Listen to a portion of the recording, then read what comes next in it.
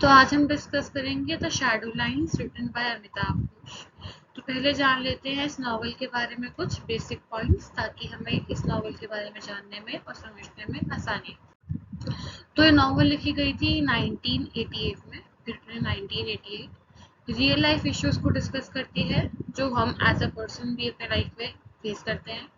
Also discusses exile and migration, कैसे बहुत दूर दूर रहना पड़ेगा लोगों को और कैसे अपनी कंट्री से बिछड़ना पड़ेगा, वो भी डिस्कस किया जाएगा। बिलोंगिंगनेस, हम कैसे अपने आप को एक चीज से एक जगह से जुड़ा हुआ मानते हैं। कल्चर एंड सेपरेशन, कैसे हमारे कल्चर हमें सेपरेट करते हैं और कैसे उनकी वजह से ही हम यूनाइट हो जाते हैं। तो let's move towards the characters of this novel, ताकि हमें एक ओवरव्यू मिल जाए कि हम जिनके बारे में पढ़ने वाले हैं वो है।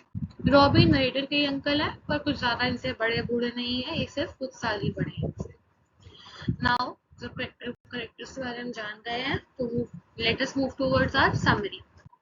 जब भी हम किसी नॉवल के बारे में पढ़ते हैं तो उसका लोकेशन, टाइम, ये सब बेसिक बातें पता होनी चाहिए। तो ये जो लोकेशन है हमारी इस नॉवल की, वो लंदन में है। जब 1980s की बात हो रही है, प्रेजेंट की बात हो रही है, जब नरेटर सुना रहा है कहानियाँ, तो वो सेटिंग लंदन की है। अक्सर स्टोरी है वो प्रेजेंट और पास्ट में फ्लक्चुएट होती रहेगी। कभी जो नरेटर है वो पास्ट की कहानी सुनाएगा, कभी एकदम प्रेजेंट में आ जाएगा और कभी पास्ट में ही आगे पीछे होता रहेगा। Time and area setting is huge, बहुत ही बड़ा टाइम स्पैन, ईयर्स का टाइम स्पैन इसमें रिकॉर्ड किया गया है। स्टोरी शुरू ही एक अननेम्ड नरेटिव से होती है जिसका कुछ नाम नहीं है, पर हमारा प्रोटैगनिस्ट वही है, हमारा मेन कैरेक्टर वही है जिसके इर्द गिर्द ये कहानी मूव करेगी। Revolves around bonds, culture, belongingness and other major themes. इनकी कैसे बॉन्ड दिखाएगी लोगों के बीच का, कैसे वो आपस में जुड़े हुए हैं, कैसा उनका कल्चर है, ये सब हम उनके बारे में पढ़ने वाले हैं। So let us very quickly move towards the plot summary. Narrator is narrating stories.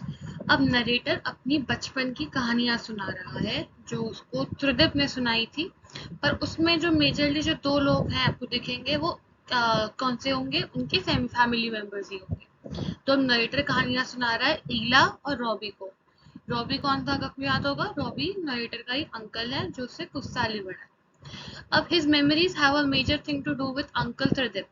अब जब वो छोटा था तो अंकल त्रिदिप से बहुत क्लोज था और उसकी मेजरली सारी कहानियां अंकल त्रिदिप से ही रिलेटेड है। ग्रैंडमदर थामा, इसकी ग्रैंडमदर थामा सुनने में लगेगा कि नॉवल में ग्रैंडमदर का कुछ मेजर रोल हो नहीं सकता, but yes, in this novel Thamma plays a very important role. तो नरेटर पहली कहानी सुनाता, पहली मेमोरी एक्सप्लेन करता है। उसमें बताता है कि जो थामा, जो प्रेजेंट में उसको वो इंसान जो दिखती थी जब वो बच्चा था, वो औरत वो कैसे बनी। Thama's father and uncle separated homes in feuding with one another and the family suffered. जब थामा छोटी थी और उनकी बहन ऑब्वियसली माया देवी वो भी छोटी थी, तब उसके फादर और उसके चाचा, उनके बीच में लड़ाइयाँ हो गई और उनकी फैमिलीज को अपने घर सेपरेट करने पड़े। दोनों सिस्टर्स थामा और माया देवी के बड़े होने पे उनकी शादी कर दी गई and now have no link with Uncle जेठामशाई। माया देवी के जो पिताजी हैं जेठामशाई, अब उनसे उनका कोई लेना देना नहीं है क्योंकि वो वहीं पे रह गए जहाँ पे रहते थे और थामा और माया देवी शादी करके अपने अपने घर आ गई है। Thama's husband dies in the year 1936, which is narrator's father. Thama's son is a child. अब जो थामा के जो पति हैं वो 1936 में मर जाते हैं। उसके बाद क्या होता है, let us see. Being an independent women, जो थामा है बहुत ही इंडिपेंडेंट वुमेन है, वो किसी पे डिपेंडेंट होना पसंद नहीं करती है, ना ही किसी से हेल्प लेना चाहती हैं। कभी कभी उन्हें याद आता है कि जब लड़ाइयाँ चल रही थी और उनकी कंट्री सेपरेट हो रही थी, बेसिकली हम बात करें सेपरेशन की 1947 की सेपरेशन की, उसमें बहुत लोगों ने सफर किया था और थामा की फैमिली भी उनमें से ही एक थी। तो थामा चाहती थी कि वो उस टाइम जो टेररिस्ट मूवमेंट चल रहा है उसमें कुछ योगदान दे, पर वो नहीं कर पाई। Never returns to her home town Dhaka as, अब थामा का बचपन बीता था ढाका में, ये बात आपको याद रखनी पड़ेगी, लास्ट में हमारे काम आएगी। थामा का बचपन बीता था ढाका में, पर ढाका अब जाके एक मुस्लिम कंट्री बन चुकी है और जो थामा है वो अपने इंडिया की तरफ पेट्रियाटिक है, इंडिया की तरफ लॉयल है, तो वो वापस ढाका नहीं जाना चाहती। और अपनी कंट्री में रहती है। शाहिब her wealthy husband has to go through a surgery that can't be done in India. अब यहाँ पे हर वेल्दी हस्बैंड, ये किसके हस्बैंड की बात हो रही है? ये माया देवी के हस्बैंड की बात हो रही है। माया देवी के हस्बैंड की एक सर्जरी होनी है जो इंडिया में नहीं हो सकती, इसीलिए मिसेस प्राइस उन्हें लंदन बुलाती है। लंदन। अब जैसे त्रिदीप अपने अंकल एलन से फैसिनेटेड है, वैसे ही नरेटर अपने अंकल त्रिदीप से फैसिनेटेड है। नरेटर को अच्छा लगता है अपने अंकल से कहानियां सुनना उनके लंदन में बिताए गए दिनों के बारे में। अब थर्ड स्टोरी पे आ जाते हैं जो ईला के बारे में है। She visits Calcutta for the first time. अब जो ईला है जो पूरी दुनिया घूमती है क्योंकि बहुत ही वेल्दी फैमिली की है, अब वो कलकत्ता आती है पहली बार जब वो 8 साल की है।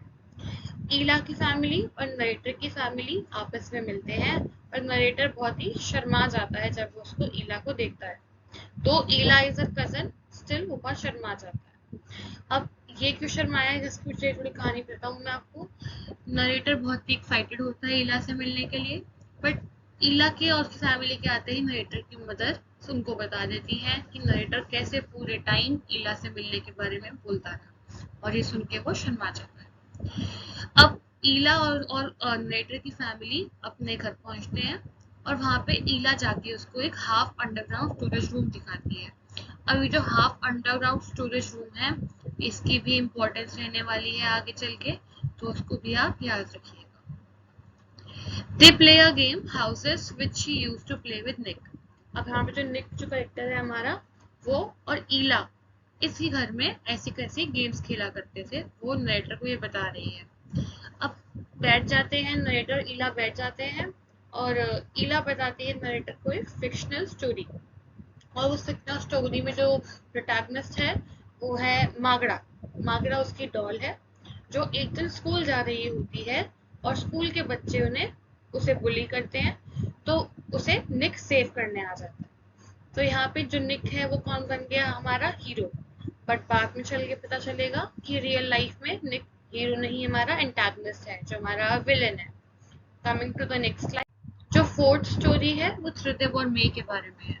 अब त्रिदेव और मे की आपस में दोस्ती टाइप की आप मान सकते हैं कि हो चुकी है, अच्छी दोस्ती होनी शुरू हो गई है।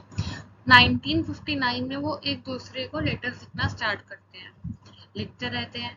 लगभग 4 साल बाद 1963 में जैसे नॉर्मली लेटर लिखते हैं आपस में, त्रिदेव एक लेटर लिखता है मे को, जिसमें वो एक सीन एक्सप्लेन करता है जो उसने एक सिनेमा में देखा। उसने ऐसी डिटेल्स दी होती हैं जो मेरे को पढ़ के अच्छा नहीं लगता, और वो वंडर करती है कि त्रिदेव ने उसको ऐसा लेटर क्यों लिखा। फिफ्थ स्टोरी है जेठा मोशाई के बारे में, जो माया देवी के अंकल हैं। थामा वरीज अबाउट हिज अंकल जेठा मोशाई। अब थामा को बहुत ही चिंता हो रही है अपने अंकल जेठा मोशाई के बारे में, जो वो सोच रही है कि अब वो 90 साल से ऊपर के हो गए होंगे और अकेले होंगे, और एक ऐसी कंट्री में है जो उनकी होम कंट्री नहीं है, मुस्लिम कंट्री है, ढाका बन चुकी है, और उनको ऐसे अकेला इस एज में छोड़ना सही नहीं लगेगा। In Dhaka, Shahib warns that visiting there is not safe due to the war condition. अब शाहिब जो है वो सबको वार्न करता है कि ढाका जाना, वो भी ऐसी कंडीशन में, सिर्फ जेठामशाही को लेने बिल्कुल सेफ नहीं है, क्योंकि वहाँ पे कंडीशंस अच्छी नहीं चलती। थामा को कोई फर्क नहीं पड़ता इस बात पे, और वो जाने की जिद करने लगती है। जेठामशाही एक मुस्लिम फैमिली के साथ रहते हैं, और जो ओनर है उस घर का वो एक रिक्शा ड्राइवर, इसका नाम खलील है, मुस्लिम है, और उनके साथ रहते हैं।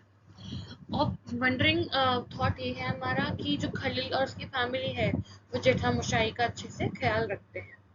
He still is worried about the property. इतना कुछ हो गया है, उसके घर वाले सबको छोड़ के चले गए, सब अलग हो गए, फिर भी जो एक ही चीज है जिसको लेके जेठा मोशाई वरीड है वो है प्रॉपर्टी, और किसका प्रॉपर्टी पे ज्यादा हिस्सा रहेगा। जब उनको सब मिलने आते हैं तो वो अपने ही नीसेस को, अपने ही भांजों को भांजियों को पहचान नहीं पाते। त्रिदेव, जेठामशाई एंड खलील। अब जेठामशाई को लेके ये सब वापस जा रहे हैं अपनी जगह पे, ताकि जेठामशाई उनके साथ रह सके, जबकि जेठामशाई ने मना किया जाने के लिए वापस, फिर भी वापस जा रहे हैं। तो अब जब वापस जा रहे हैं तो त्रिदेव, जेठामशाई और खलील, वहाँ पे एक झुंड आता है लोगों का जो बहुत ही ज्यादा रेज्ड है, बहुत गुस्से में है, उनकी वॉर चल रहा है, और वो आके वहाँ पे उनको मार देते हैं। वहाँ मर जाते हैं।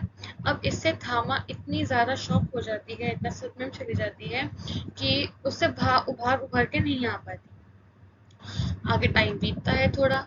अब जब वॉर की फंडिंग चल रही है, तो जो थामा पहले कुछ नहीं कर पाई थी वॉर में, अपना कोई भी कंट्रीब्यूशन नहीं दे पाई थी, वो अपनी गोल्ड चेन दे देती है वॉर में, ताकि उसका वो पैसे यूज हो सके। अब थामा की डेथ होने वाली है और मरने से पहले वो नरेटर को डीन को लेटर लिखती है, जिसमें वो बताती है कि उसको कॉलेज से निकाल देना चाहिए क्योंकि वो प्रोस्टिट्यूट्स को विजिट करता है। और वो ये मानती है कि उसका जो रेप डेथ है वो उसका खुद का सैक्रिफाइस था, और इसी के साथ मे और नरेटर साथ हो जाते हैं। Thank you for giving your time. Subscribe if you like the video. Press the bell icon. Keep watching and keep learning. And if you want to have access to the notes, ping it in the comment. Thank you.